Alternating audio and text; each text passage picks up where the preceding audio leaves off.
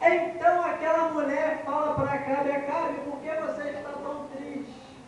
Porque eu pedi a Nabote a vinha dele, e ele me recusou a me dar, e muito menos vender a vinha que ele tem. Então aquela mulher escreve uma carta, manda para todos os anciões, manda para todos e fala: traz Nabote morto, porque a vinha dele vai pertencer a Acabe. Ei, querido, muitos andam por aí planejando a tua morte espiritual. Muitos andam por aí e falam: a unção que ela tem vai ter que ser minha. Muitos andam por aí tentando te matar, jogar no poço.